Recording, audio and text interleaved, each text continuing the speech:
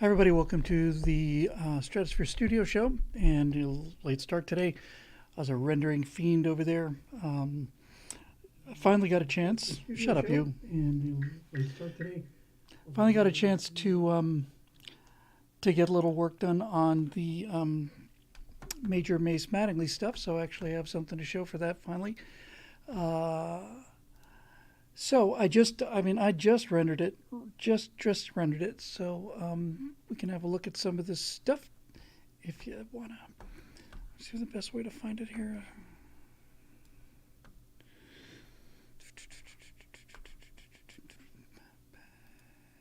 Come on. Okay, we'll give this a try. Yeah, I know the audio's low. I can give it a little kick, but that's about it. Um, because it will distort quite a bit otherwise.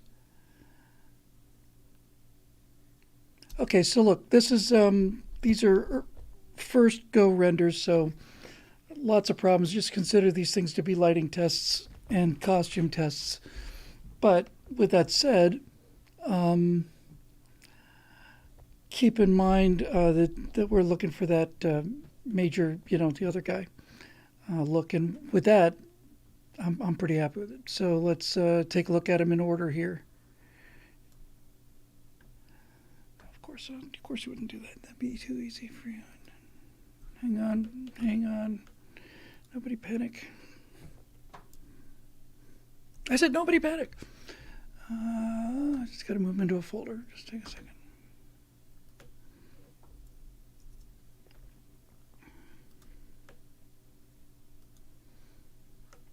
All right.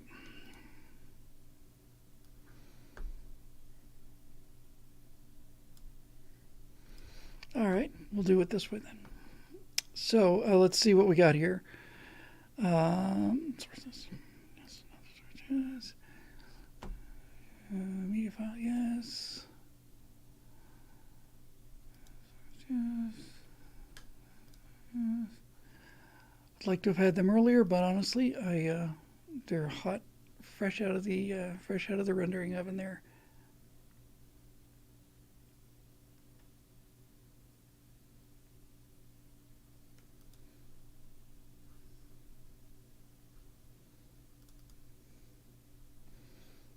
Okay, here we go, one at a time. Again, these are just pretty simple, but nevertheless, they're in the. At least we got something on.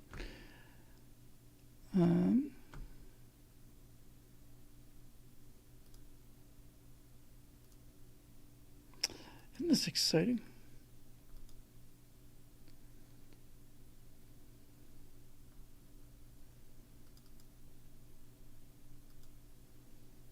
Open. Okay.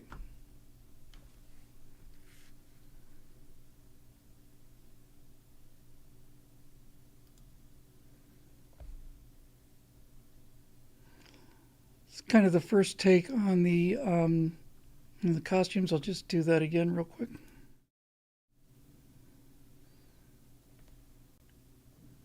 So the Mercury suit looks pretty cool, but it doesn't look like Major Matt Mason, and neither did these other suits. I changed the colors on them, so one thing at a time here. Let's see if it'll do it this way. Will you be a nice person now?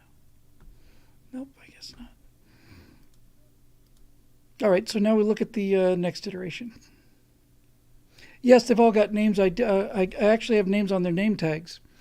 I don't have their so I kept the same letters as Sergeant Storm. So Sergeant Storm is Sinclair, and then I'll give him a call sign. Let's have a look at the next one here.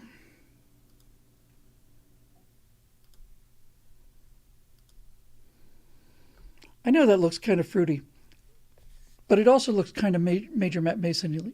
Major Matt Masonly. It's it's actually kind of cool. Let me do that again.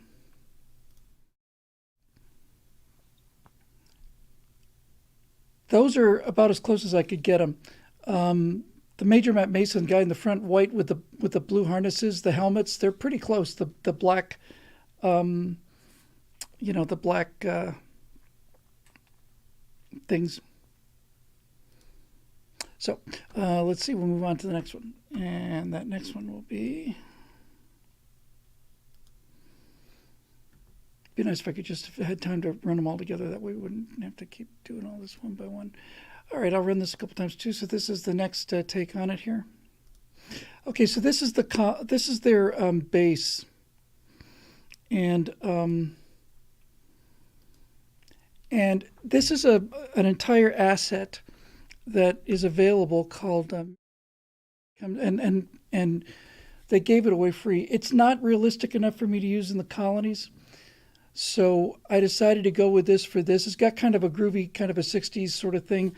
And it also has a kind of the feel from the Major Matt Mason space station. So I've got this in a bunch of different lighting. So there's one of them. That was what?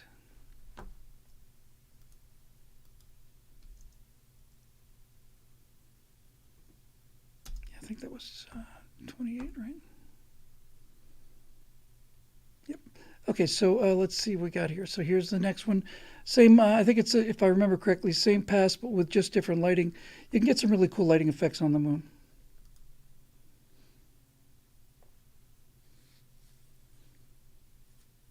It's got a groovy kind of 60s feel to it. I like the little elevator thing action. I built this whole thing today. I did all of this in the last 2-3 hours. 4 or 5 hours.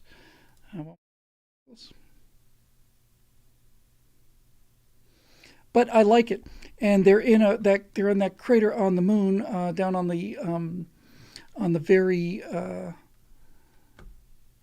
the very south end of the moon, where they're occasionally mostly invisible. Let's see, this number 4. So this would be 30. Okay, here's another lighting test. Same shot, I think.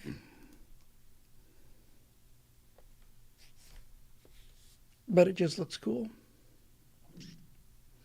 I did a night test. I couldn't possibly get that thing working with the lights. It was just as an out. But overall, I'm actually really happy with this space because I kind of needed something like that. So we got 2 more, and this time I've got some animations of characters in there. So, whoops.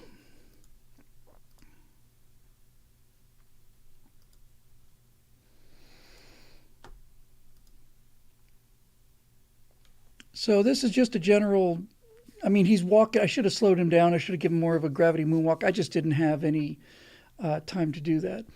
But the base looks kind of cool from down here. Not in love with that walk. If you look at the top of the elevator thing, you can see the guy leaning on the rail up there. So actually, I have 4 guys doing their thing there. One more time.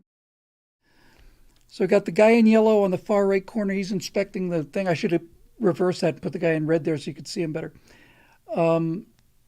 And then you got the guy in red there, and then you got the guy in blue up on the upper left, and then you got Major Matt Mason kind of walking like he's sat in something wet here. Major Mace Mattingly, as I said. And then finally, we have the same shot. It's the exact same shot, but I did close-ups of the other 3 characters just to get a better feel of it. Nice thing about this is it gives you an idea of the kind of the size of the station,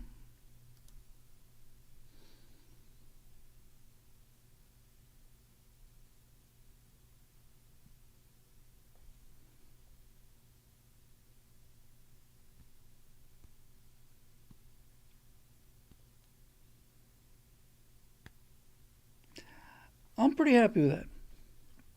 One more time and then we'll call it a day on these things.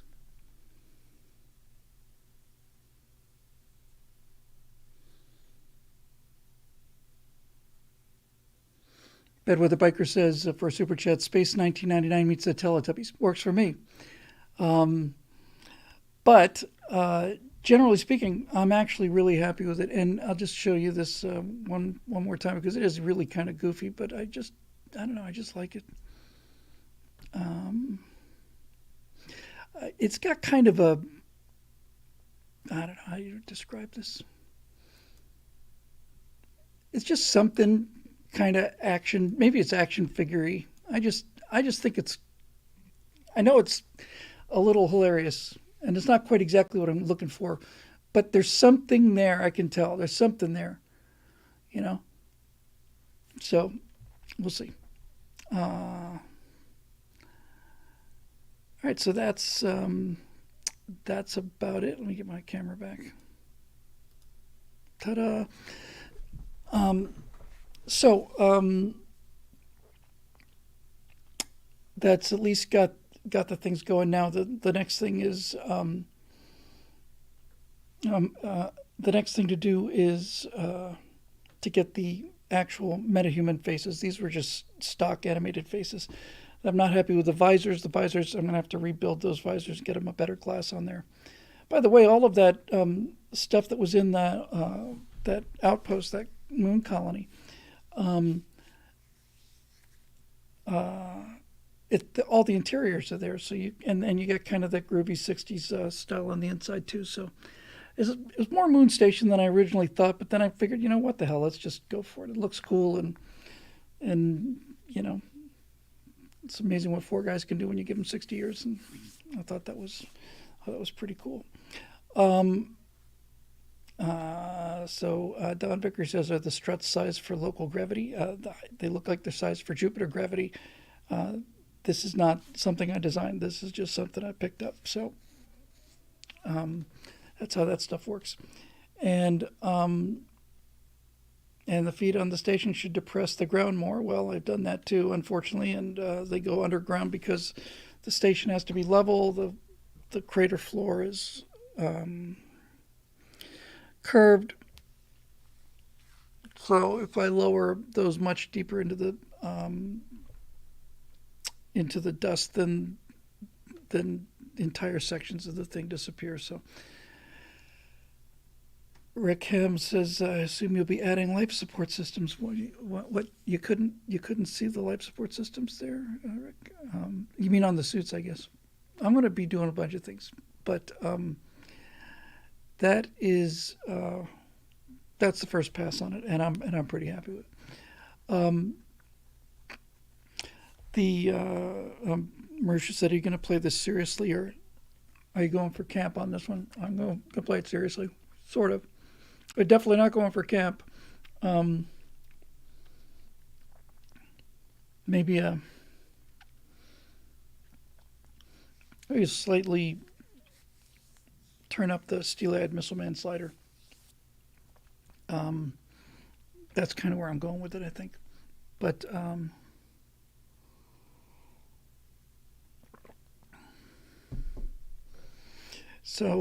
thank you.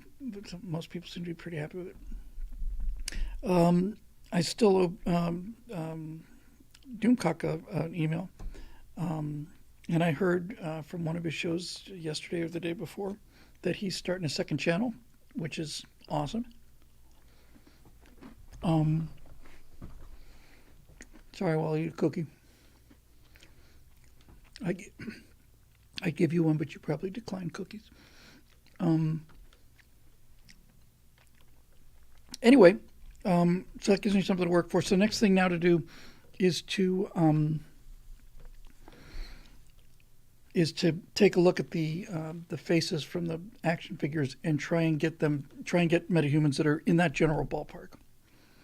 But anyway, thank you. All right, you know what? We can chug right into questions here.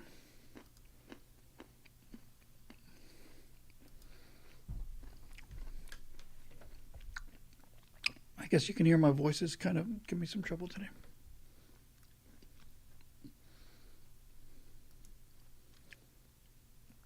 Nods is invalid. I don't know what that means.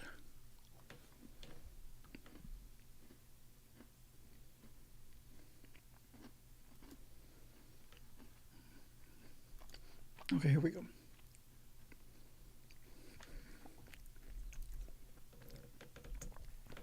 Yeah, I've been just racing today. I got a lot done with these things today. I built that whole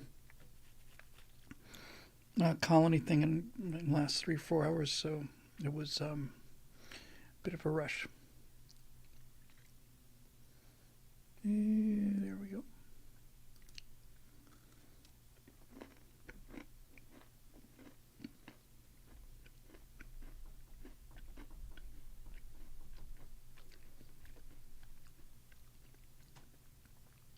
I think it's, here we go. Okay, sorry about that.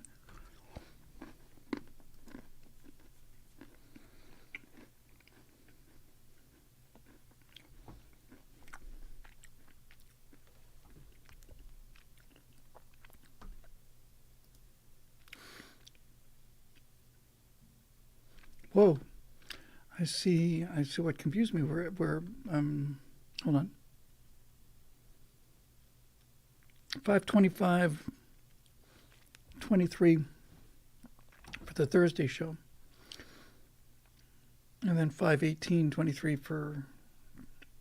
Did they go into a separate?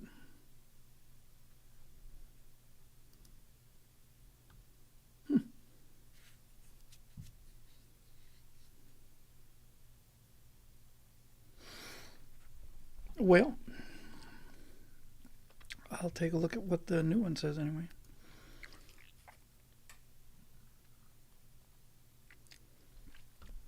Yeah, my voice is pretty shot today, actually.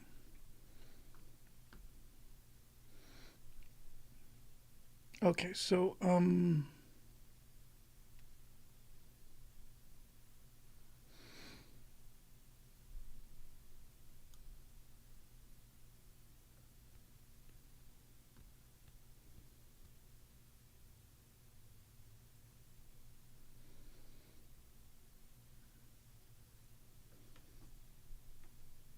okay. I'm trying to find some questions here. You know what I might just do? I might just take questions from the comment stream.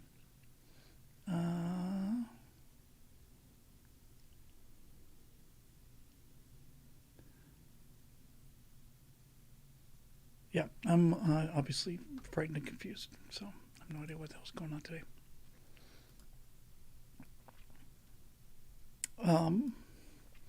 So let's just do that. We'll just you know what? I suppose I could do Facebook. Yeah, let me try that.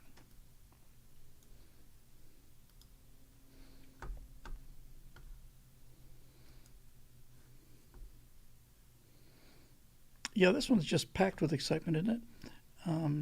But I just been working on this thing all day, and I just it's kind of cooked. All right, see what we have here from Nathan Wentling. Not sure if this is a Monday question or a Thursday question. Well, it's going to be a Monday question because we're out in the woods here. But in your research and preparation for the Cold War series, what were the best books you recommend reading on Cold War history other than Fighter Pilot, of course? That's an interesting question.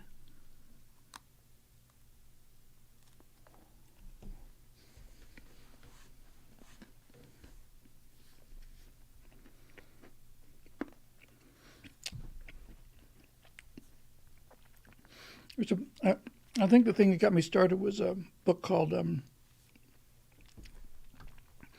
Stalin in the Court of the Red Tsar, which gave me at least a decent idea of what was going on that side of the Iron Curtain. And then as far as the rest of the Cold War stuff goes, I knew all of the I had a good idea of what I wanted to talk about, but there were many things that I didn't know nearly as much about as I should have. Well, that's what research is for. I'll give you a great example. That would be the Bay of Pigs episode, Playa Huron. I knew about the Bay of Pigs invasion, and that's about it. I thought it was on the northern coast of the island. It's not. It's on the southern coast. I didn't know any of the details of it. Ended up being interesting enough to make pretty much an entire episode out of, because the Cuban Missile Crisis is, a pretty big deal. So mostly, I hate to say, I really got most of this stuff from just researching things like Wikipedia. I'd look at whatever links I could find on any particular subject. So it wasn't even one book or even a series of books that I can think of, just a whole lot of reading on this subject. There's a book I think it's called The Taking of K-129. That was about Project Azorian, which is my favorite. That's my favorite part of the Cold War. I think, let me see if I get that right.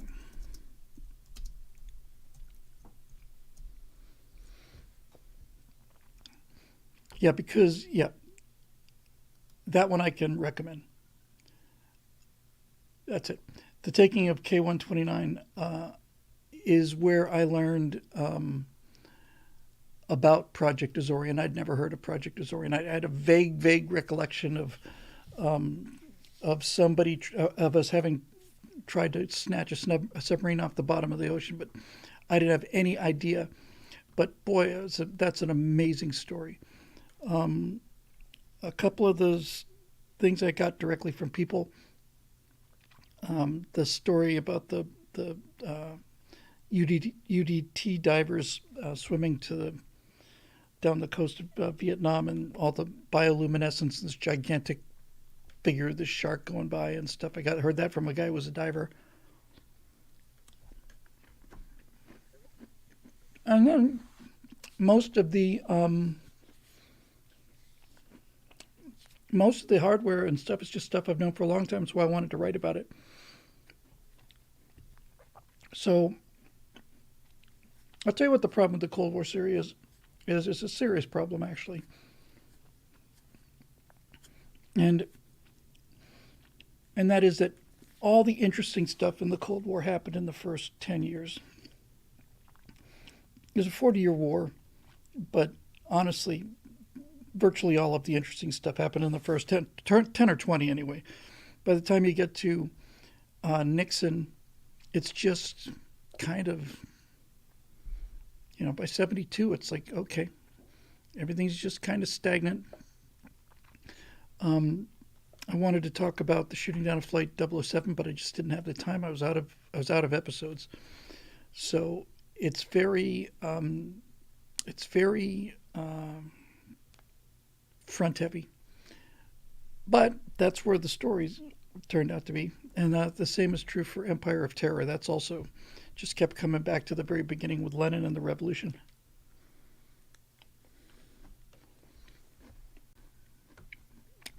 Here's homemade cookies from somebody who makes really amazing cookies.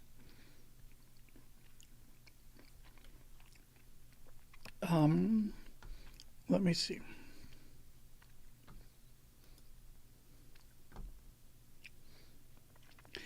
Eric Blake. Here's a Star Trek question. What's your opinion of the animated series? For the uninitiated listening in, it was a 1970s follow-up to original. Continuing is essentially the fourth season, albeit with shorter episodes and 70s style animation. Personally, I find the show very underrated, and with the power of animation, they were able to go beyond the limits imposed by low budgets. And of course, the Spock episode Yesteryear is highly regarded as a classic. What say you? Even when these were desperate years for not just for Star Trek fans, but for any science fiction fans, there just wasn't anything there. I mean, those early 70s, it was like, between that period between 2001: A Space Odyssey and Star Wars, that was nearly 10 years. And what were the high points of that? Was that movie? I want to make sure I get this right.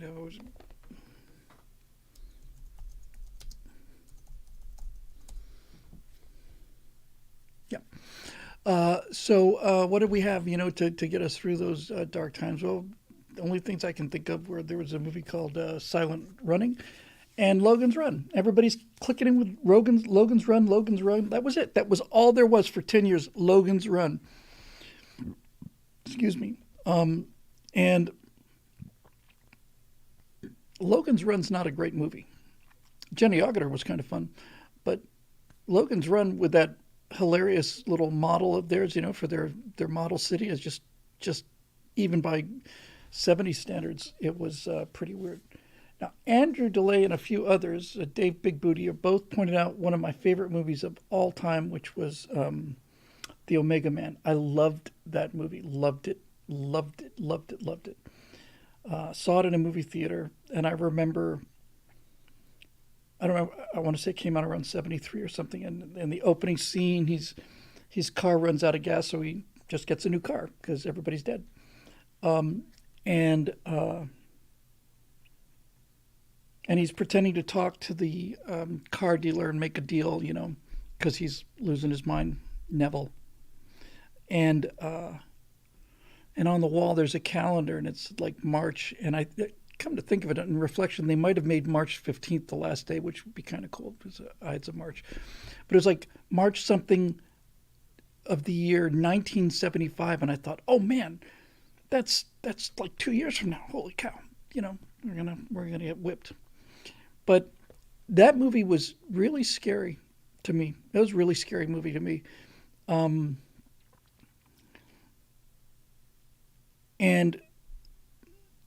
there's a lot of Chuck Heston in kind of what I just showed you guys with the Major Mace Mattingly thing.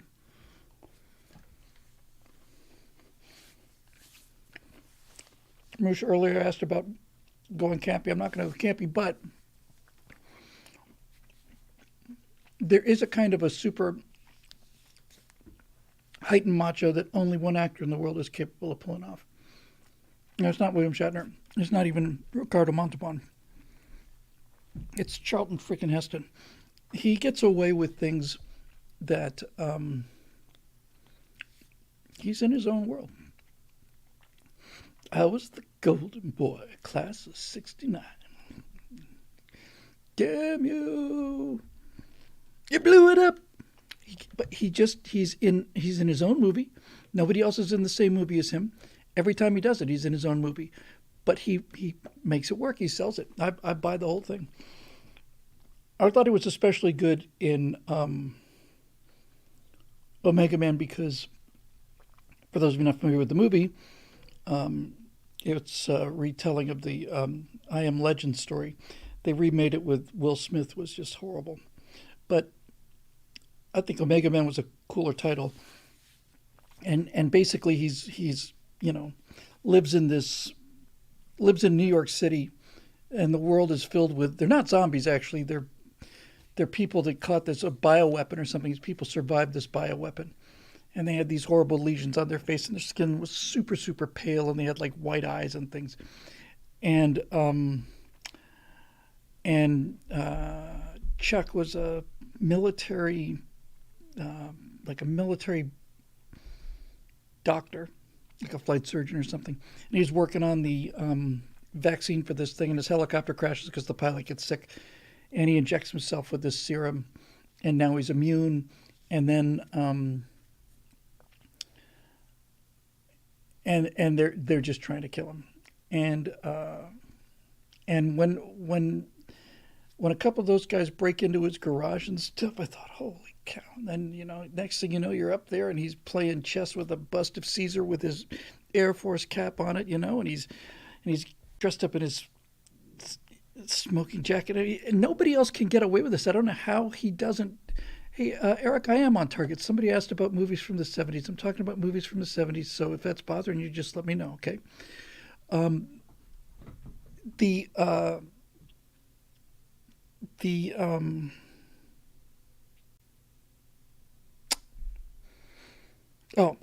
yeah, he's talking to the bust of Julius Caesar, and he's sitting there saying, what's today? Sunday. I always dress up for dinner on Sunday. So he goes and gets dressed up for dinner because he has to maintain standards. And then these mutants, these living dead, just start lobbing fireballs at his house, and he just goes out there on the balcony with a I don't know, it wasn't an M16, I don't think. Eric, I think. He just kind of just gunning them down just for fun of it. And I just thought it was a great movie. Logan's Run, no. Although Logan's Run was actually kind of an interesting idea. That it was just, I mean, I enjoyed it. I watched it in the movie theater several times. It's just terrible. Richard Jordan is an actor who didn't get enough credit. Um, he played the other Sandman aside from Michael York, and there was that. Silent Running had its moments, but again, we got all of the trees on Earth are in just a couple of these domes. Really? That's going to make life a little difficult for the people on the surface. Um, and and then they say, you know what? Screw it. We've got all the trees around the Earth, but it's too much money or whatever, too much trouble. So just blow them up. Just blow up the last of the trees, last um, of the oxygen making stuff on Earth. I thought blah blah blah. Now Andrew DeLay comes up with the win, and that is Andromeda Strain. That movie holds up today. Andromeda Strain holds up really really well today. That movie scared me badly too. The Andromeda Strain. Oh, here they come! All of these movies from that period. Andromeda Strain was great. Castellan mentioned Rollerball. I loved Rollerball. I thought Rollerball with James Caan, I thought it was a fantastic movie. I really, really liked it. I thought it was really good. And but Andromeda Strain, that was a messed up movie.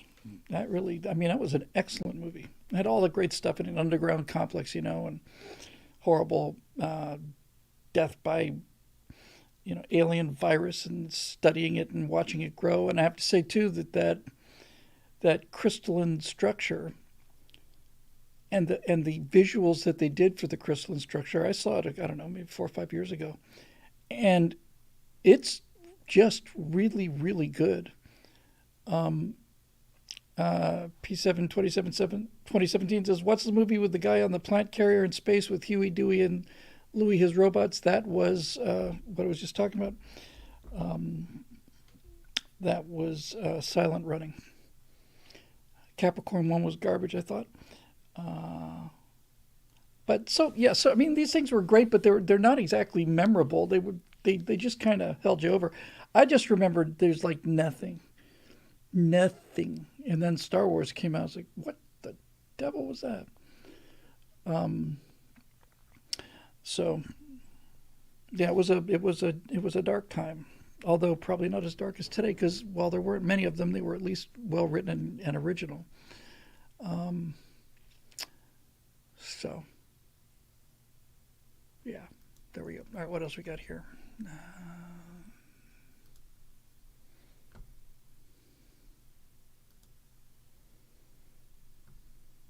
oh, the Star Trek thing. Yeah, so I didn't. I never liked the animated series. I couldn't bear to watch it, and that was in the middle of this desert.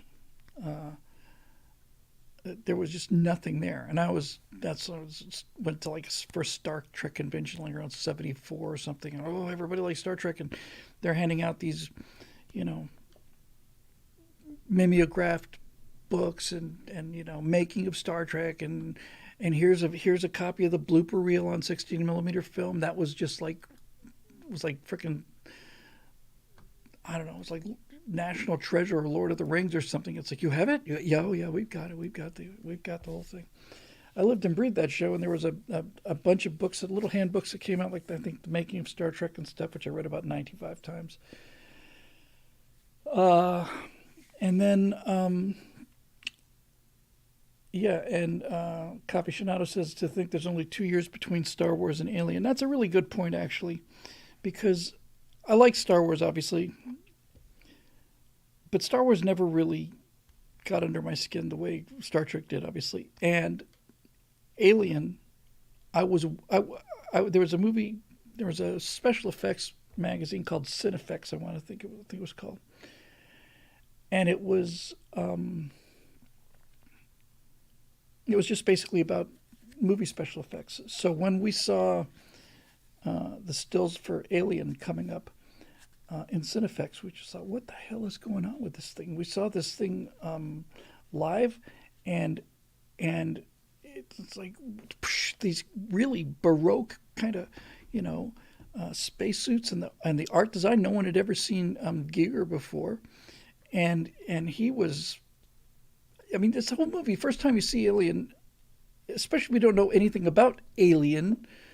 People, I guess today, if they haven't seen Alien, they certainly know what aliens are because they've seen them in games and they're all over the place. But the first time anybody ever saw that, I was in a movie theater, and I thought, my God, I got to get out of this place, man. This is scaring the daylights out of me.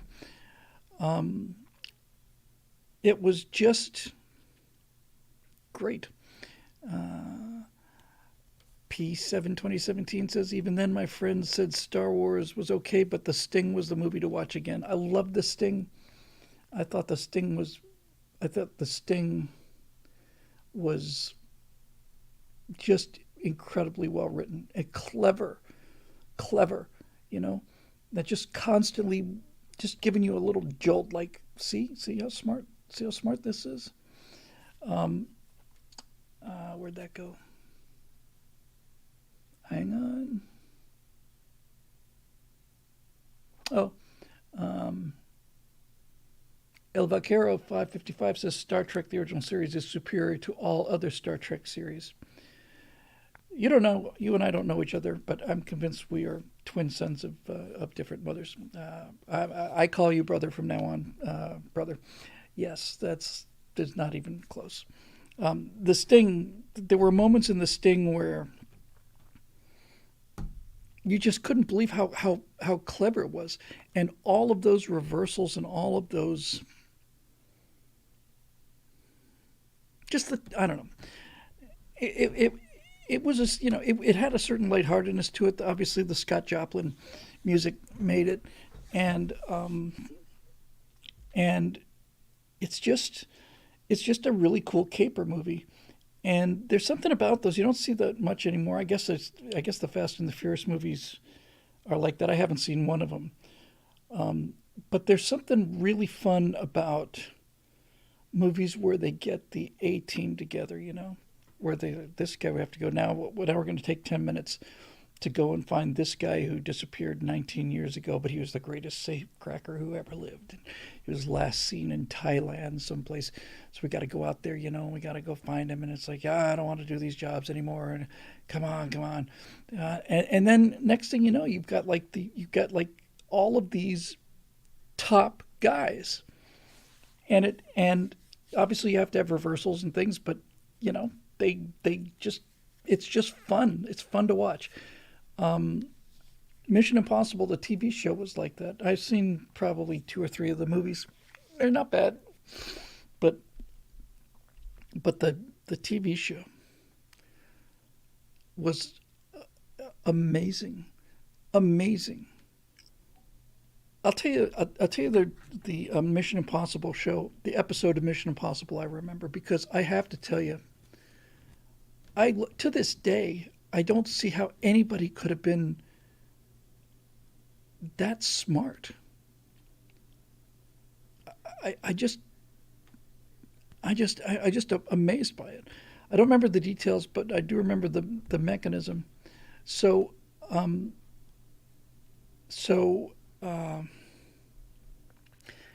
there's a bunch of gold bars in this vault.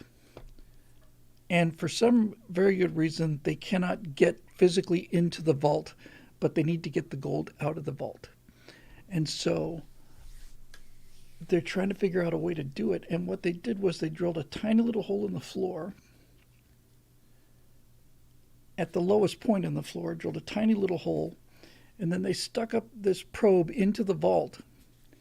And this probe got so hot that the gold melted. And then the melted gold just flowed out down the wall and down into the hole. And then they stuck another probe up there, and it sprayed the vault gray, which was the color it was before, so that you couldn't see any of the molten gold. So they come in there, and it's just gone. It's just no explanation for it, and the doo doo doo, and they're slamming the doors and they're driving away, and they got the whole team together and everybody just did their little thing and everything was just great. So I thought that was just tremendously good writing. It's a funny thing about that. There are some episodes that are just they're like so good that it's all you remember about the series. This one's going to date me. Many years ago, during the days of the organization that may or may not have existed, which I can neither confirm nor deny the existence of, I was sitting in a room at an event, and I looked up, and the guy this far away from me on the next table, was Mike Connors. Yeah, it's Mike Connors, right? Let me just double check that. One thing I remembered about him was his original name was Touch Connors, I think, but let me make sure I get it right.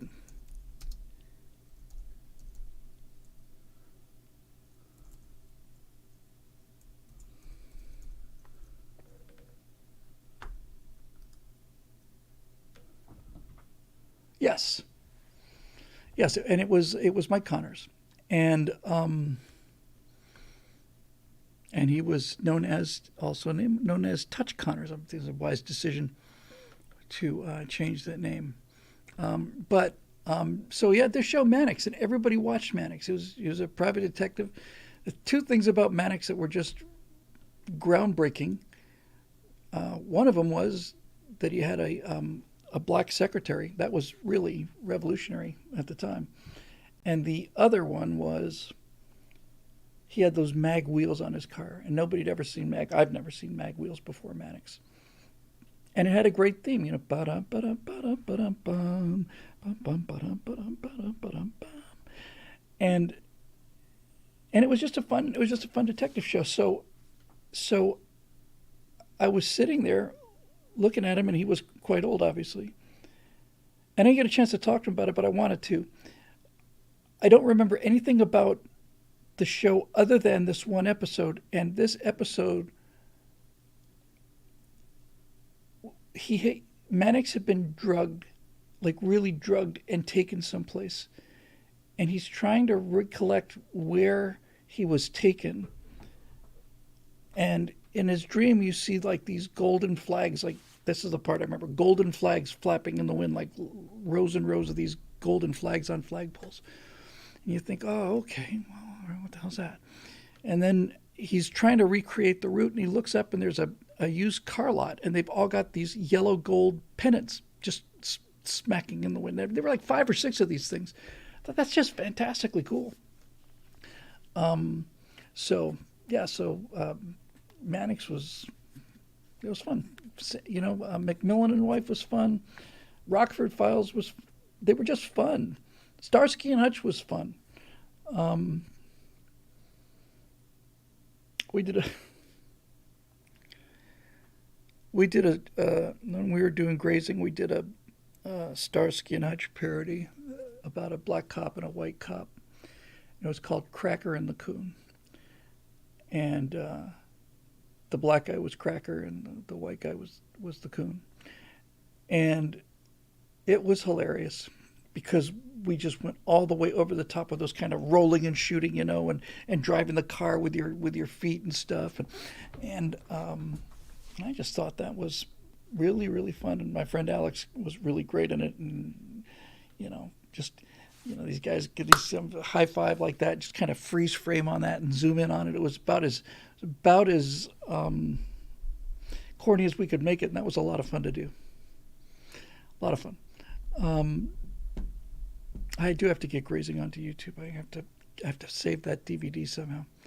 And I was 30 years old in that. I look like I'm 10.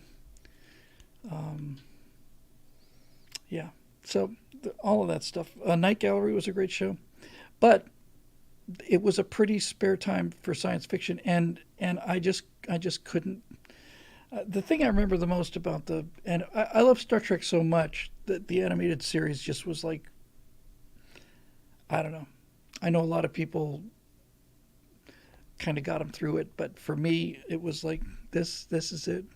The thing I remember about the animated Star Trek was that they didn't even put whites in the characters' eyes. They had skin tones, and then they had the lines of the eyes, and they had black for the pupils, but their eyes were flesh colored. And I just thought, God, that's horrible. And Hawaii Five O, of course, yeah.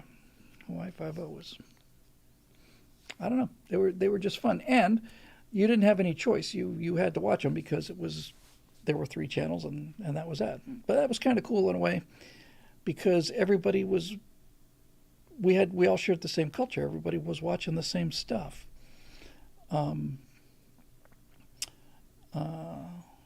Night Gallery was interesting. Had a couple of good episodes. Some of those scared me too, but I don't know. In the science fiction thing,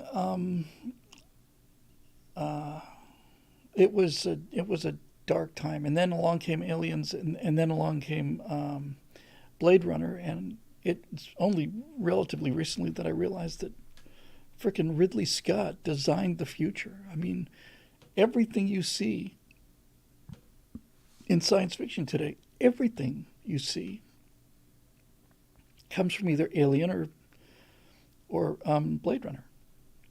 Cyberpunk 2077 is just Blade Runner, and all of these dark, dingy spaceships without any lighting and chains dangling, and things moving in the shadows, and the amber lights doing that. It's like venting and all that other stuff. It's just he just did it, and I know we've talked about that, was quite a long time ago, but that cast is the best cast I think ever in science fiction.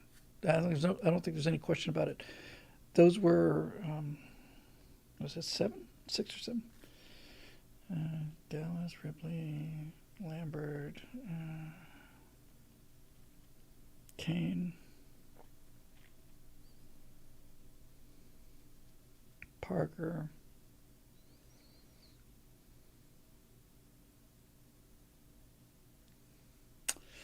getting the rest of them. Anyway, Bishop, yeah, well, Bishop was in Aliens, but that Alien cast, that first cast, when they wake up and they're all sitting there eating in the mess hall and they're goofing around and stuff, that's fantastic. Yaphet Kotto was unbelievably great in that movie. He was just so great in that. And Jones the cat, obviously. Thank you for that, John Person. You get bonus points for that. But Yaphet Kotto and Harry Dean Stanton. Burke, was it? No, not Burke. Parker and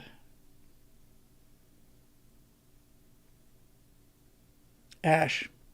Yep, and I couldn't remember Harry Dean Stanton's name. Brett, wasn't it? Brett? I think it was Brett or Brent. Brett, I think. Those two guys together were great, and Harry Dean Stanton had a line in that movie where they've got to jury rig their own weapons. They don't have any weapons. And he's put together something that's like an electric cattle prod or something. And so again, it's one of those lines you just never forget. And somebody says, "Will this kill it?" And he said, "No, but it might give it a little incentive."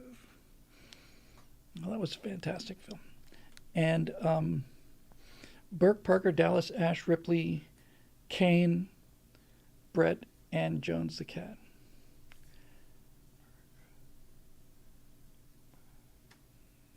So I'm just looking at this list. That's obviously this. So just trying to figure out who died in what order. So Kane went first. Then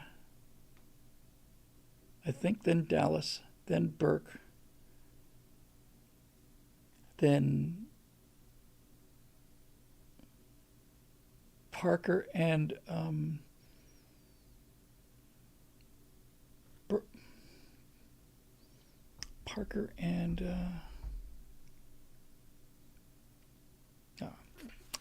trying to get a handle on it, or just plain forgot. Yeah, Brent. I should remake Forbidden Planet. I'd love to. I think Forbidden Planet is the most amazing movie that has. When I think about all the crap that they remake, I just think Forbidden Planet. Forbidden Planet was one of those movies that just left me just blown away, blown away, and and there's so many interesting and fascinating messages in there. There's that are really appropriate right now. Things like, you know, the arrogance of the intellectual in that sense that, oh well, nothing. I've got this whole thing under control. Obviously, I'm not capable of doing anything other than being this super brain kind of thing. Leslie Nielsen was a great action commander. There's so much Forbidden Planet in Star Trek that it's really almost unbelievable. The robot was designed. Robbie was designed by the same guy who did the Lost in Space robot. What was his name? Bob. Japanese last name, I think. Ishida, something like that. What a genius he was.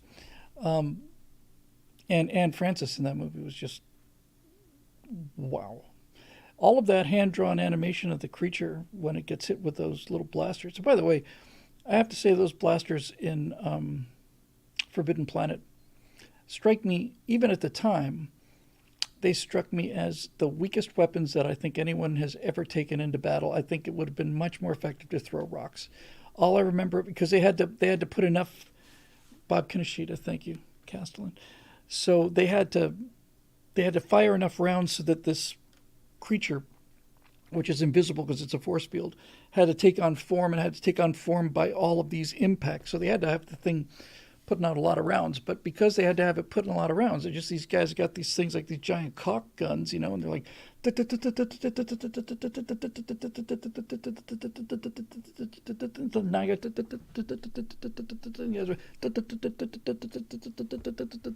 like, does this thing even kick up dirt? Just and they got a big one, with a big square thing. You might want to go back to, ballistic rounds. But that movie, that is just, it's not even a plot twist. That story is just knock you on your butt brilliant. And Time Pierce says that Apple did the Foundation series, which I had heard it was coming. I saw one preview for it. I said, pass. And they did another one too recently. What was it? Wasn't just Foundation. It was Dune. Wasn't bad at all. Foundation, and what was it? Was it Brave New World or something? Yeah, it was just terrible.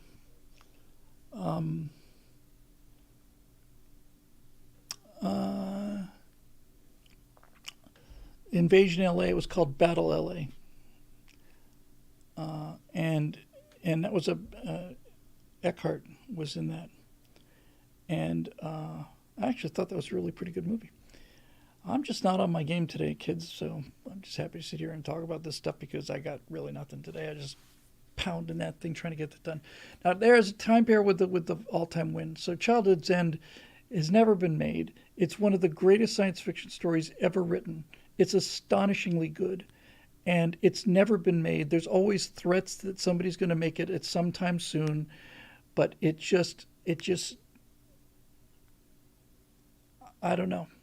That movie messed me up, and you go through like the first third of the movie, you're just wondering who this Corellan guy is. I mean, he's just so clever. How it's like, oh, you never see him, and then in the very last moment, he takes that suitcase with a strobe light in it, flashes it behind this two-way mirror, and Corellan allows him, after a lifetime of service, to see his true form. When you find out what the true form is, it's like, holy crap. That was astonishingly good.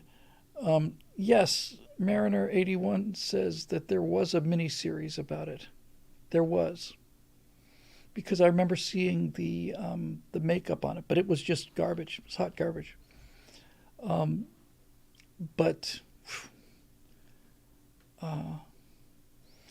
one of my favorite, I just always like this idea of undiscovered. Well, I guess everybody does. I really loved Journey to the Center of the Earth. I loved that movie. I really, really loved that movie. In fact, I love that movie so much that I did actually. Oh, that was a cartoon. So when I was a kid, they had cartoon Fantastic Four. They had cartoon Spider-Man. They had cartoon Journey to the Center of the Earth with Arnie Sacknussemm and his three little marks. And every time they think, "Oh, we're completely lost. We're kind of boned," it's like, "Oh, look, there's Arnie Sacknussemm." I thought that was just cool. It was cool enough for me to remember 50 years later. But that idea that you know that there's a, I mean, there must be really, if you think about it in real life, what the, I wonder what the largest subterranean cavern is. It's got to be freaking absolutely enormous, right? Pitch black, yeah, with Pat Boone. Pitch black. But down there somewhere, undoubtedly, there are, caverns the size of Manhattan that are half filled with water and just nothing down there. There's just no light, nothing. So, but Journey to the Center of the Earth, James Mason, yeah, James Mason was freaking fantastic. He was fantastic in 20,000 Leagues Under the Sea as well. I've been to Mammoth Cave and Mammoth. I haven't been to Mammoth Cave. I've been to Carlsbad Caverns. Carlsbad was unbelievable, but down there's something. There's something deep. The where the dwarves have delved too deep, kind of things. Like, oh, that's not good. I saw a little clip of the Time Machine. They remade that too, which was just unbearable, unbearable. But the original one with I want to say Rod.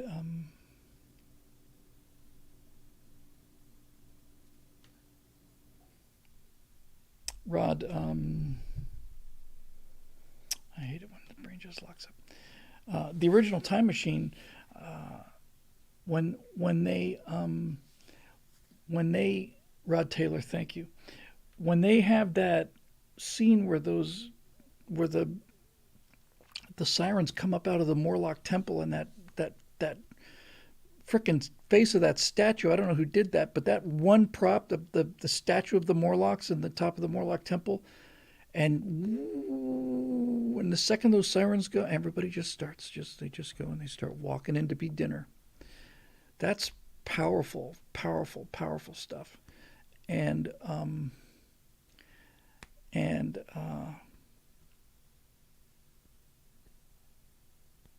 yeah, and that's how I feel like, and I'm sure you do too. I just feel like I feel like I'm Rod Taylor now, out there among the Eloi. Oh, everything's gonna be fine. We're just something. There are Morlocks out there. Oh no, no, no, no, no, no, no, no, no, no, no, no, no, no, no, no, no. Yes, yes, yes, yes, yes, yes, yes, yes, yes. And they're hungry, and they're getting hungry. That was another great example of freaking American Western man goes down there and sorts this crap out. That was the whole. That was a story of my life in terms of entertainment. Was something's really messed up, so we need a white straight American man to go down there and fix it. That's what Kirk did hundreds of times, well, 70 times or something. You got what's this? You got people worshiping a computer that's carved into the shape of a giant snake head. No, no, no, no. That's not how people were meant to live. Blow it up, Mr. Scott Lockett Phasers on the. I'm thinking, just blow it up. It's like, because he knew. It's like, this is not how people are supposed to live. Yes, you're absolutely healthy. Yes, you never die. Yes, you don't have to face hunger. Yes, yes, yes, yes, yes. But that's not what people are. You are your cattle. It's like, I agree, Jim. Couldn't agree more. Um, I thought that was fantastic. Uh, just what else do we have to do? Oh, what else have we got? Uh,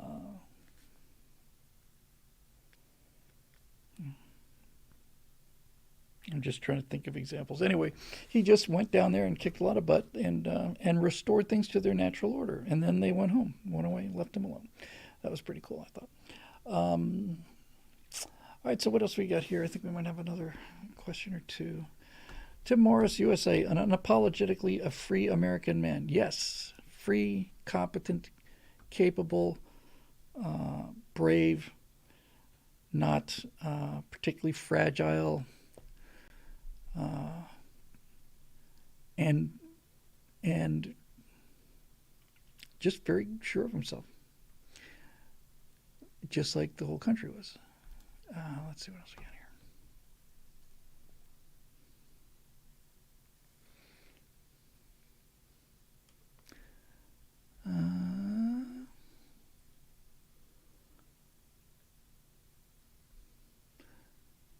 We got one in the on Bill.com from Dave Olson. Hey, Bill, politics may be downstream of culture, but there's been some backwash lately. John Cleese, you better pronounce it to rhyme with sneeze or he'll reprimand you, has had to cut out the Loretta part of his Life of Brian one-man show, as demanded by the wokesters. Apparently, you can only be Monty Python for so long before you're forced to become Malcolm Muggeridge. Thoughts? Yeah, I have two things about that to say. First of all, I'm glad that John Cleese is realizing that nobody's having fun anymore, but that's because the whole world followed John Cleese's politics. John Cleese was, all of them were just overwhelmingly left wingers, just unbearably left wingers. They're brilliant guys. That's usually how it goes. Funny anyway. And and so I listened to John Cleese talking about how awful America and capitalism was and socialism is awesome and all this other stuff. Now they've inculcated two generations with that philosophy that he was defending, and now he's suddenly saying, oh, what happened? These kids are like little fascists, like little communists. It's like, yeah, that's what happens when you do that. So part of me there says, you got what you paid for, John. And the other thing about this is I hadn't heard about that, but the other thing is how could a guy like John Cleese accept those terms? I I would have been I would have been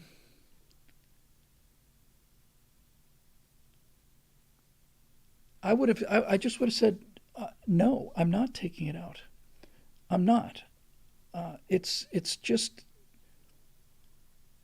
it stays in or I'm not doing the show. For him to just say, well, okay, I guess then that's what I'm going to have to do. That's really, really, really disappointing. And I don't think he needs the money. So when somebody says, you got to take this stuff out, um, oh, that's terrible. It's a terrible violation of free speech and nobody has any fun anymore. Well, one of the reasons why nobody's laughing anymore, John, is because people like you don't stand up for the work that you did, that you know that you that you that was immortal. Faulty Towers is without question in my mind the funniest property that has ever been developed in the history of mankind. I think Faulty Towers, especially the first season, is astonishingly, brilliantly, perfectly funny. It's when Basil's having his car trouble and he had to go down and get the dinner from the restaurant and he got it twice and then his car wouldn't start. When he started beating his car up with a branch, I honestly thought I was going to have a brain aneurysm. I don't think I've ever laughed that hard in my life. That was right. I warned you. it was just insanely brilliantly good, and all of the plot lines were just so clever. They were just so perfectly written. Just all of them were just perfectly written. Yeah, it's a shame. It's because it is the funniest. It's the funniest thing I'd ever heard or seen. Eric wants to know if it was the idea for Cheers essentially the same as American Faulty Towers. No, not that I'm aware of. They're actually very, very different. Faulty Towers and Basil Fawlty is based on a real guy. Cleese went to a small hotel in someplace like wherever Faulty Towers is set. I don't know if it's in Somerset or up. What's that resort town? There's Bristol, maybe, I don't know. But he went to this hotel, and the guy was so the hotel keeper was so unbelievably obnoxious that he just ran with it. Cleese, John Cleese. There you go, John Cleese. Duck surprise. Um, anyway, so yeah, I just nobody does hysteria like that. Nobody has ever done just the sense that the world is just caving in, and the stakes are so high, and just when you're thinking you're going to save it, then something else goes down, and you just it was just and uh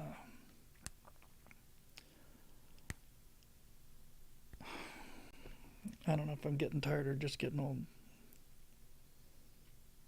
I just can't stand this. Manuel, that actor is a British actor. He's never done the Spanish. I don't think he'd ever done the Spanish accent before. It was an old friend of John's. Didn't want to do it. Cleese talked him into it, and Manuel he was the heart of it. Yeah, and Connie.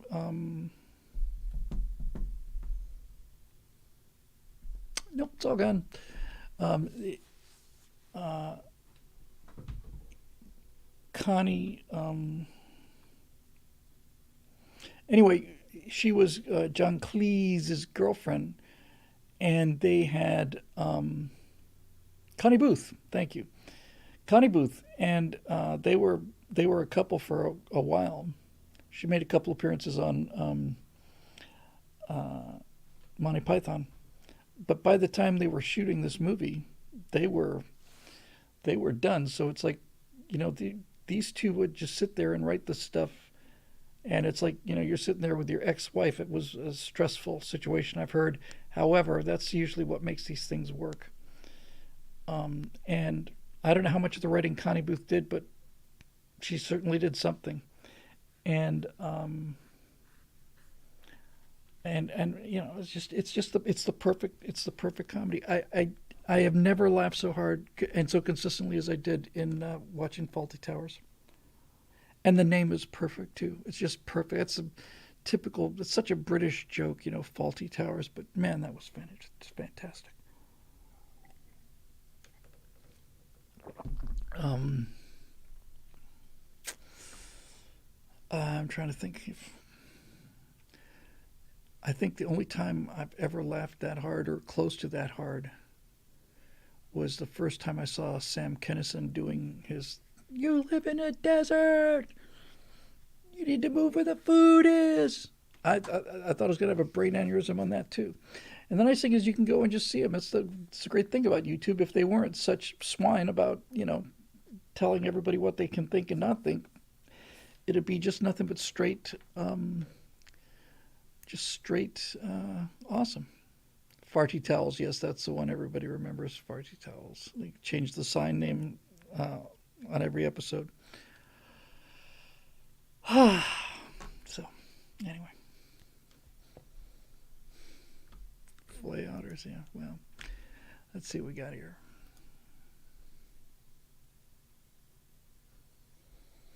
My favorite Python was Michael Palin, by the way. I thought he was the funniest guy on the show. Cleese was awful good, but I thought Michael Palin was just, there was something about the boyishness of the guy that just worked. And by the way, almost all of the classic sketches are Cleese and Palin.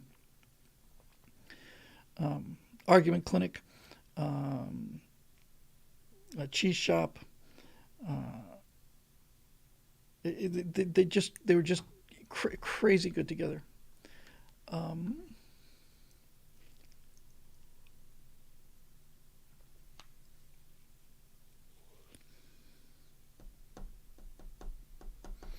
so I'm in kind of droopy form today here, guys. Uh, hmm. So yeah, and the Ministry of Silly Walks, and the job counseling thing where he's an accountant and he wants to become a lion tamer. Uh, they just, those two together were just, they were just fantastic. Just fantastic.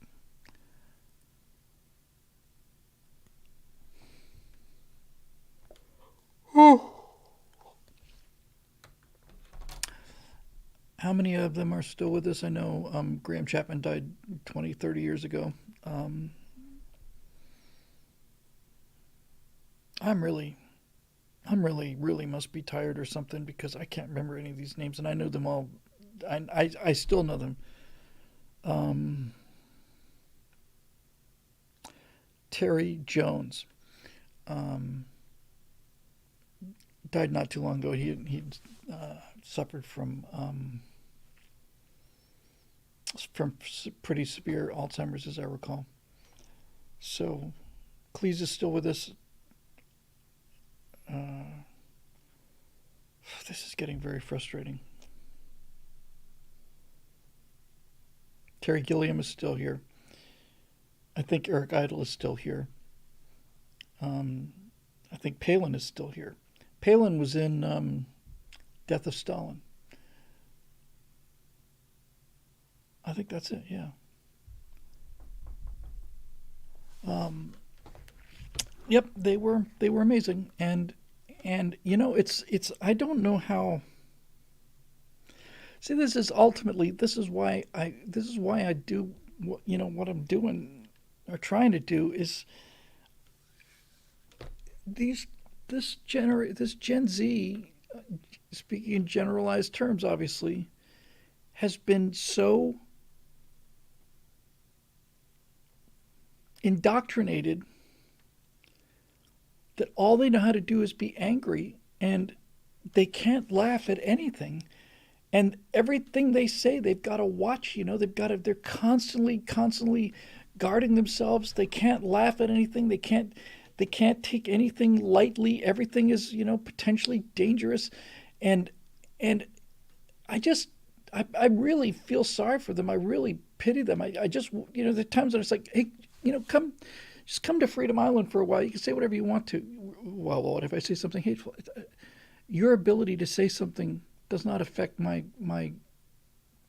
feelings about myself. You can't make me feel bad. Sticks and stones. Well, you probably never heard that before. Um, I don't know what it's all about. Thank you for that, Chris. Yes, I definitely think I need that quite quite badly, actually. Um,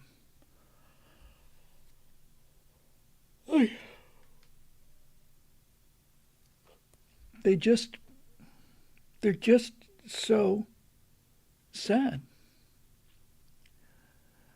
Evening, Bill. Cheers and salute to you. Michael Palin did a great series of travel documentaries with the BBC later in life that were wicked cool. Thank you, Lizzie K, for that super chat.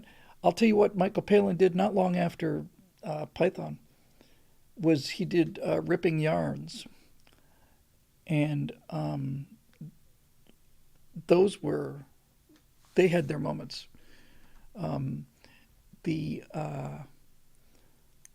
the the episode where my days at Graybridge or something like that, where he's talking about being a underclassman at this British boarding school. I went to schools like that. I wasn't. I didn't board there, but I went to schools like that. Uh, Harry Potter captures kind of the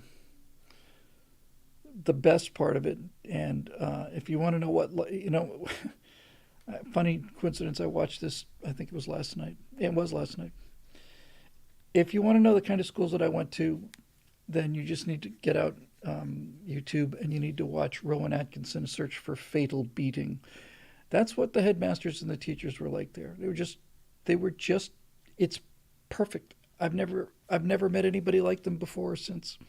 I loved it. I loved it. I was just so happy in those schools. I came to Dade County, Florida, and after doing 6, 7 years of these terrific, amazing British schools, and now it's just like I can do the week's reading assignment in 15 minutes, and then I just spend the next week in the library. But fatal beating is, yeah, that's what it was. You were just, we were constantly terrified that we were going to be, that we would get fatal beatings. I'm not joking either. I'm serious. Um, it was something that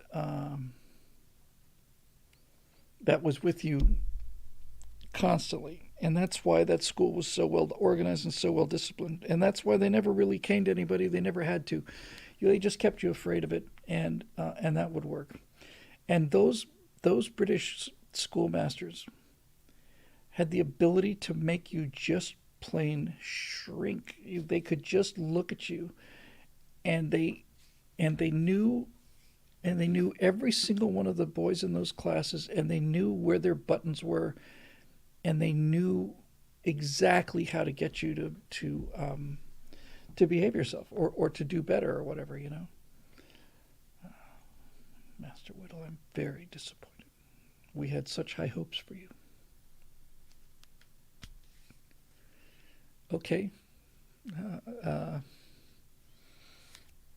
What can I do to atone for this? Can I stay here and study overnight for the rest of my life? But they were amazing teachers, and they were uh,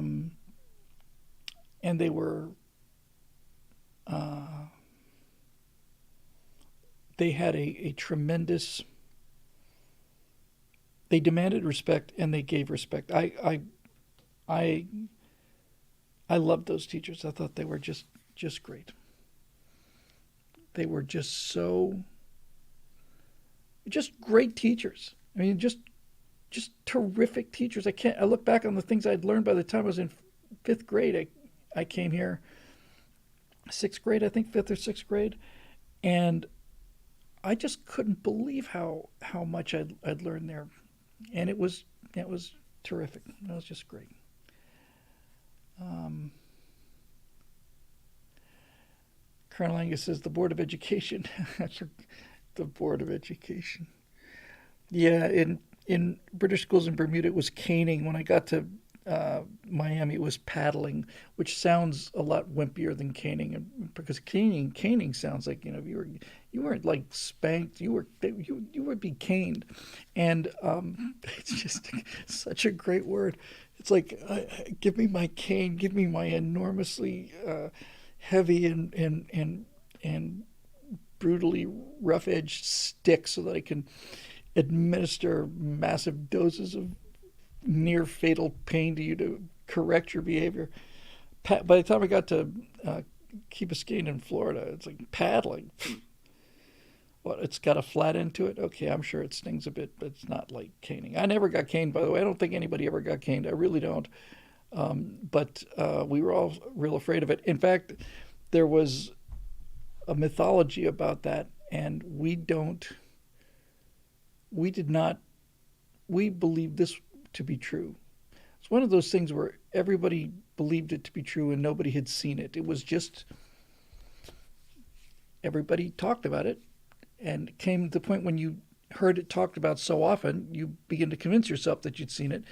And what I'm talking about is that there was at Saltus Grammar School, we had we had convinced ourselves that there was a glass case, tall glass case on a wall, and that there were 5 or 6 different canes, and that the one on the far left would be like those little wicker canes or bamboo canes, like a Charlie Chaplin cane, and then there'd be kind of like a kind of a switch. Then there'd be something that was like a solid walking stick, and then you'd get to a shillelagh, and then the death cane, which we'd all sworn we'd seen, actually reminded me very much of Negan in Walking Dead. We were convinced it was a gigantic wooden bat that was wrapped with barbed wire, and we did not want to encounter that. We did not want to encounter the assistant headmaster, because the headmaster's above all that. You see, he's not gonna get blood on his hands by doing that. It was just, but all I can tell you is I was much happier and much more relaxed and less anxious at a school where I had to worry about getting caned, and that was all I had to worry about. By the time I got to Miami, it didn't matter. You're just gonna get harassed or beat up by black kids or Cuban kids, and it didn't matter what you did. There were no rules you could follow. The discipline was so lax that people would just get knifed in the hallway, and I remember thinking, isn't that funny? I mean, even at the time, I remember thinking, everybody's saying, "Oh, you poor boy, you must have been just living in fear when you were at a school where they actually threatened to cane you." And it's like, no, I wasn't living in fear at all. That was the most comfortable I'd ever been. I knew what it would take to get me in that kind of trouble, and I didn't do that. But by the time you got to, this be 71, 72, already they're like, yeah, just whatever. Lapco92 with the super chat says, one of my favorite 80s comedies is Zorro the Gay Blade. George Hamilton and Ron Liebman were brilliant in it. Family friendly, but couldn't be made today. Missed my earlier chat, but you're tired. I'm sorry about that.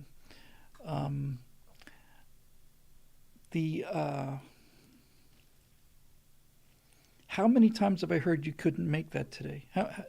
How I was almost said depressing, but shameful is that?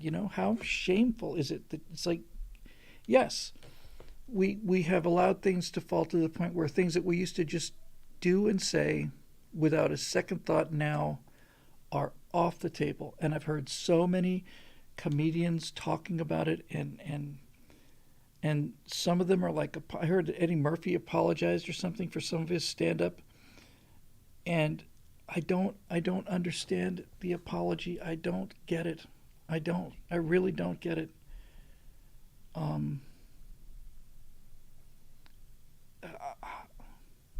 I don't know why anybody with that kind of talent would care the slightest bit about what some 23-year-old blue-haired freak thinks. Honestly, to apologize for something you did back in the 80s that was brilliantly, hilariously brilliant comedy, I'm kind of embarrassed about it, kind of ashamed about it. Well, Eddie, I love you, man, because you are a funny guy. He seems like a good guy too. But I just, it's good. It's starting to feel already like there's this. Oh boy, you want to talk about an experience? I think maybe I'll just wrap up with this because I'm really low energy and just not really very good form tonight. But we've talked many times about the planetarium and how Jack Horkheimer managed to weave all kinds of themes into astronomy. And our favorite show was about the Apollo program called Long Journey of a Young God, and Marusha found it online.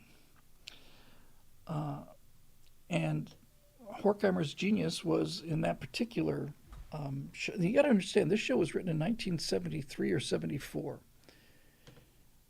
and the last Apollo mission was I want to say December of 72. So we're talking about a year or two after the end of the Apollo program, and already Horkheimer was writing about the Apollo era as being Camelot. That this was as good as it's ever going to get, and it just we're never do anything to match this. And it's a great title too, "Long Journey of a Young God." That's a phenomenal, phenomenal sentence. However, um, it the theme he used, the walk-in music, I learned so much from the walk-in music. In Child of the Universe, the walk-in music was Lotte Lenya and Kurt Weill from 1930s German cabaret in German, and then the walk-in music for Buck Rogers Right On was radio shows from the 1930s, and then his music for Long Journey of a Young God was Camelot, the musical Camelot, and not the movie, the stage version with Richard Burton and Julie Andrews. And we just played that. We just played it when it walked in, and I listened to it hundreds of times.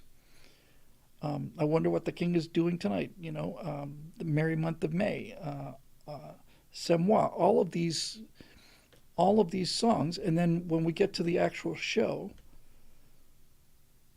he uses the Camelot song from Camelot, and in fact, the crescendo of the show, the very end is the very last lines of the very last song, and it was known as Camelot, and so I thought, I want to. I'm trying to remember what the lyrics were for Camelot, because it's all about Arthur bragging about what a great place it is. Um,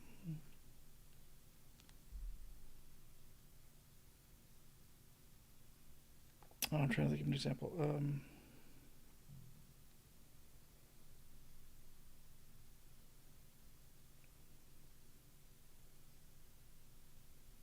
Anyway, so I thought, let me look up the lyrics. So I said Camelot lyrics, and I got a rap tune called Camelot. And I'm looking at the lyrics here, and it's just about murder. It's about murder and about degradation and about rage, hostility, but mostly it's about murder. Um, and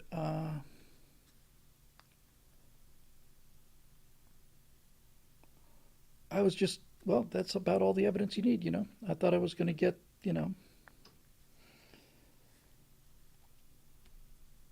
I thought I was going to get Richard Burton and Julie Andrews, and instead I got this, and I read every word of those lyrics. I read them 2 or 3 times, and what what what part of this is a mystery when you get when that's what you put into people's heads. John Pershing says, abusive classics, do not look up the recent song Twinkle, Twinkle, Little Bitch. I have no doubt that that's exactly what it is. What do you say about that, I mean, you put that poison goes into people's heads, and then it comes out of their heads, and it goes back into their heads, and it comes out of their heads again. And it's so unbelievably toxic, and we can't understand why there's school shootings, Can't understand it. Um, Sean Osborne says times have changed. Well, they have changed, Sean, and they always change, but I think we always thought they would just keep getting better. But Lord, I mean,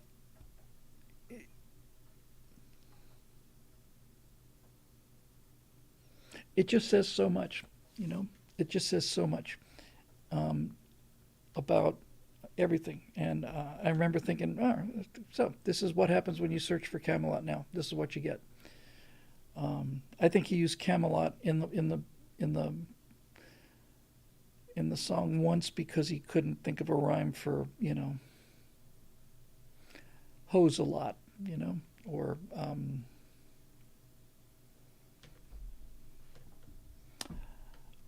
uh,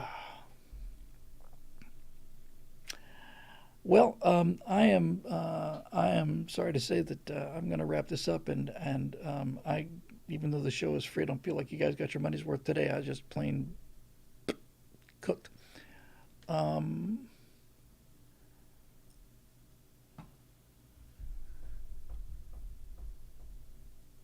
I'll answer that. Marisha Dark says, here's something that's been on my mind. Do you think conservatives view America through rose-colored glasses, that she can do no wrong, while the left think that she can do no right? The left thinks that she can do no right. I've never ever thought that America can do no wrong. I'm fully aware of the enormous um, failures and transgressions that have occurred in this country's history, and things that were shameful behaviors. But the balance sheet, it's not like there's no red ink there. It's just the balance sheet is more overwhelmingly positive than any other country that exists today or that ever has existed, in my opinion. Certainly greater than any world power. What we when when the Japanese surrendered after the Nagasaki bomb, 3 days after the Nagasaki bomb, um, a couple people were predicting that it was going to take two atom bombs to convince the Japanese to finally surrender. The first one was to show them what it could do, and the second one was to show them that we could keep them coming. It wasn't a one-off. And so we had an awful lot of stuff that was getting in place for Operation Downfall and Operation Olympic, the invasion of the southern island Kyushu, and then Operation Coronet, which was going to be even bigger. And um, and so we had an enormous number of transports and food, medical supplies. We're just starting to build it up. And when they surrendered, all of these things overnight, the bombers, overnight, you surrender? Yes. And your people are starving? Yes. Well, all right. Well, we don't want you to starve. They're dropping food out of B-29s. These landing craft are coming ashore with medicines and food, clothing. They're they couldn't the Japanese couldn't believe their eyes, and they just and Americans just, there's never been anything like it. There's never been anything like it ever. And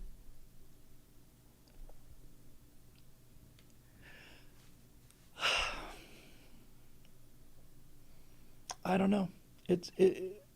There's never been there's never been an army that was that victorious, that behaved the way it did.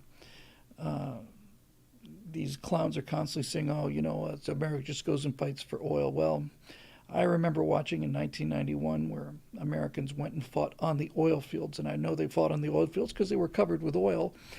And Saddam had lit all these oil fields in Kuwait, and then we went there, and we put the fires out, and then we left.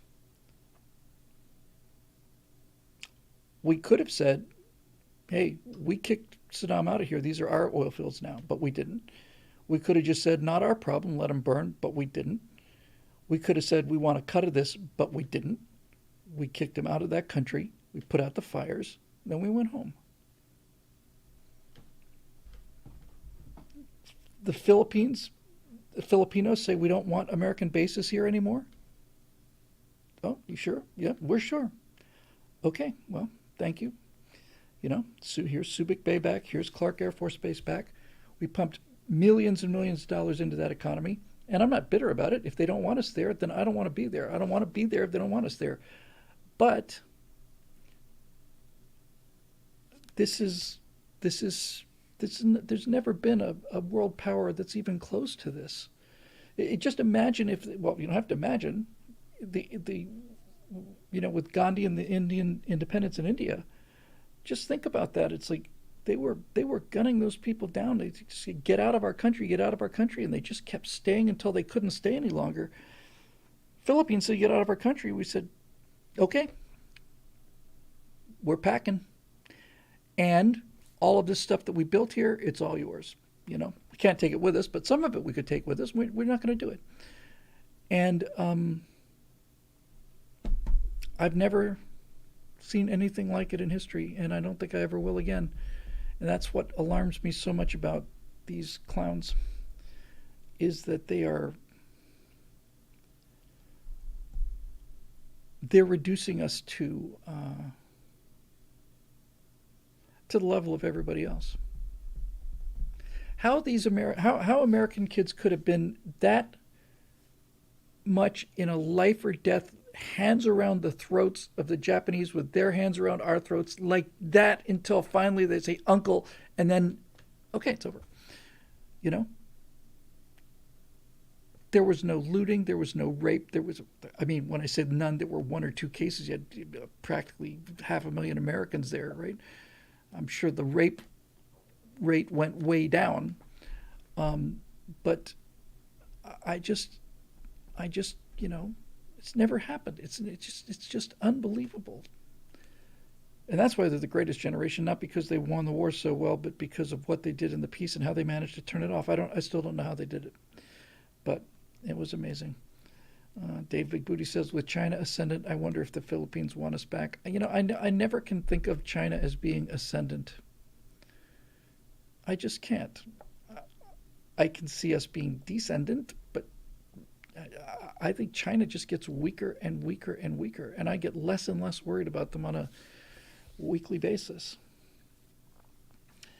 Sean Osborne says, but they sure do like the remittances. My wife is a Filipina. Yeah, so we were basically paying them for the basis, and that seems like a good deal for me. It seems fair to me. Empires, imperialists, go to a country like the Philippines or India, and they take the resources out and send them back to London or wherever. We went to these places and we put resources in. And when they said, we don't want you anymore, we just left. There's never been anything like that before, ever. And for 4 years, we had as many nuclear weapons as we could. Well, we could have built 30 or 40 of them in 1946.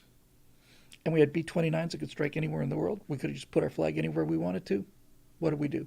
We chopped them up, turned those airplanes into razor blades, and cut the ships up and turned them into cars. There's never been a disarmament like that, ever.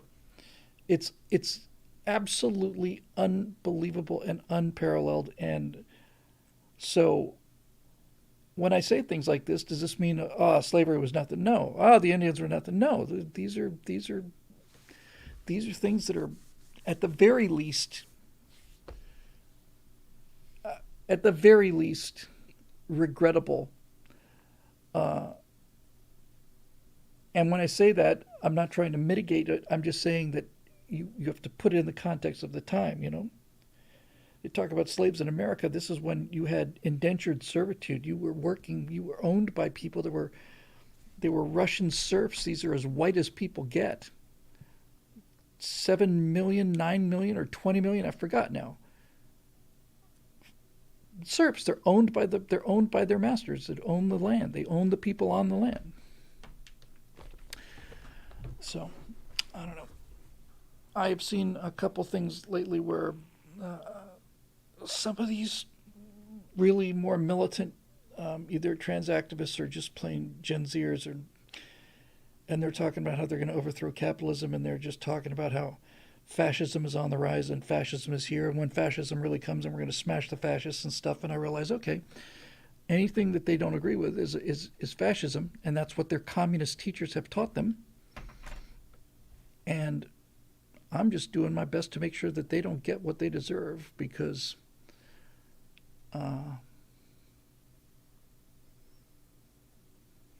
the thing of it is, I just worry that they're that they're going to force us to defend ourselves, and that's not going to be pretty at all for them. They have, this is one thing I notice a lot about Gen Zers, to some degree to millennials. They'll spit in cops' faces, or they'll blockade roads, or they'll throw themselves in front of trucks, and when they get run over, or punched, or arrested, they're outraged, but more than outraged, they're shocked. They can't believe it's happening. They can't believe it. What do you mean? What do you mean you're arresting me? Why are you arresting me? Because you spit on this person, and then you hit him. Well, I didn't hit him hard. Yeah, well, into the paddy wagon you go. They're just, no one's ever said no to them. I don't understand how people keep their children in public schools with what I see coming out of public schools. It's inconceivable to me. I just can't imagine anybody sending their kids to these schools.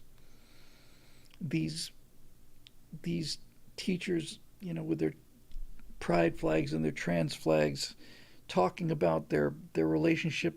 She's talking about her relationship with her girlfriend in front of second graders because this 23-year-old education major needs somebody to say, oh, you're stunning and brave. And so they don't talk about math or anything. They just talk about themselves. And it's much easier than talking about math. And good God Almighty, I really think you could make a real difference in it, and probably some money as well, if you were just to have an academy that was just about, look, you can either go the fat, stupid, lazy route, or you can go the hard work route, and you will be much happier.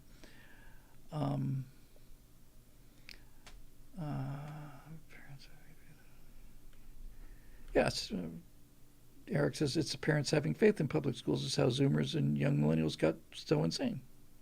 Absolutely right. Absolutely right. It was just they were the ones who were ashamed I don't want to be called a racist, or I don't have time to go to the school board meeting, and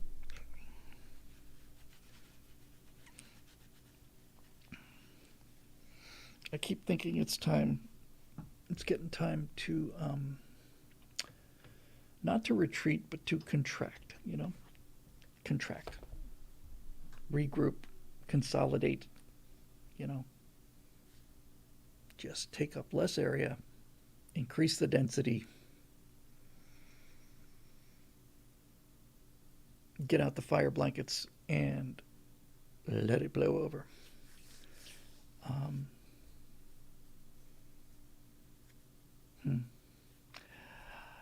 Okay, well, anyway, we always have each other, right? And the idea doesn't get dirty. Just the people that are responsible for maintaining the idea and executing it and stuff. The ideas don't get dirty. So that's kind of why I'm still here. I really would like to apologize for tonight. I just feel like I don't think I've ever been this far off my game, but I'm just cooked. So I'm going to wrap this baby up. And you probably know by now the show is made possible by the members of BillWhittle.com, who we're eternally grateful to. And I'm glad I finally got a chance to actually get a couple of shovels worth of dirt done on this Major Mace Mattingly thing, because I really need to get that out the door. Really need to get something like that out the door. So I thought what we had actually looked really good, and that base reminds me, if I was going to make a toy from that base, it would look like the Major Matt Mason space station. So anyway, that's a good start. And I like the colored uniforms too. I mean, the silver suit is cool, but those white, yellow, red, and blue suits, they look like Major Matt Mason toys to me. I just thought that was fantastic. So that's really where I want to go. All right, anyway, thanks again for joining us, and I guess we will see you. I might have to postpone Thursday to Friday again, but in any event, we will see you later in the week for Stratosphere Lounge. So until then, take care of yourselves, and we'll see you next time.